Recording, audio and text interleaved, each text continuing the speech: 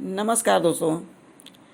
एक बहुत सुंदर सोहर गीत सुना रहे हैं आज, तो सुनिए कैसा लगता है, कमेंट में बताइएगा। सोने के खरवा राजा दशरथ त चुटुर खुटुर चले, चुटुर खुटुर चले हो। ए राजा होई गए अयोध्या में सोर कोसिला रानी बाजिन, कोसिला रानी बाजिन हो। सोने के खरवा राजा दशरथ त चुटुर खुटुर चले, चुटुर खुटुर चले हो। ए राजा होई गए अयोध्या में सोर कोसिल्या रानी बाजिन, कोसिल्या रानी बाजिन हो। ए राजा कई लेती दूसरे बियाह त हमारे बहिनी संगे, हमारे बहिनी संगे हो। दूसरे बियाह राजा कइले त उनहु से कुछु नहीं, उनहु से कुछु नहीं हो। ए राजा होई गइले अयोध्या में सोर, दोनों रानी बाजिन, दोनों रानी बाजिन हो। ए राजा होई गए अयोध्या में सोर, दोनों रानी बाजिन, दोनों रानी बाजिन हो। ए राजा कई लेती तीसरे विवाह, जहाँ पे हमारा कोई नहीं, जहाँ हमारा कोई नहीं हो। ए राजा कई लेती तीसरा विवाह, जहाँ पे हमारा कोई ना, जहाँ पे हमारा कोई नहीं हो। तीसरा बियाह राजा कई लेता उनहु से कुछु नहीं, उनहु से कुछु नहीं हो। ए राजा होई गए अयोध्या में सोर, तीनहु रानी बाजिन, तीनहु रानी बाजिन हो। ए राजा होई गए अयोध्या में सोर, तीनहु रानी बाजिन, तीनहु रानी बाजिन हो।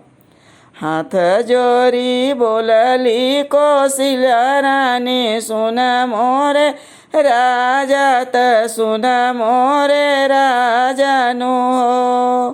राजा लेती जहर माहुरवा खाइए, मारी जईती खाइए, मारी जईतुई न हो। एतानी बचन राजा सुन ले त सुनहु न पावे, तो सुनहु न पावे ले हो। ए राजा चली भैले मुनि आश्रमवा, जहाँ पे मुनि ध्यान धैले, जहाँ मुनि ध्यान धैले हो। ए राजा चली भैले मुनि आश्रमवा, जहाँ पे मुनि ध्यान धैले, जहाँ मुनि ध्यान धैले हो। जाई दुआर बीचे खड़ा त दुख सुख कहेनी, त दुख सुख कहेनी हो। इतना बचन मुनि सुनलन त सुनहि न पावलन, त सुनहि न पावेलन हो। ए मुनि दयलन फल एक निकाली, त एहो फल अमृत, त एहो फल अमृत हो। एक भाग खैले रानी कौशल्या, दूसर भाग सुमित्रा, दूसर भाग सुमित्रा न हो। ए राजा दोई भाग खैले के कैया रानी, तीनों रानी गर्भे से, तीनों रानी गर्भे से हो।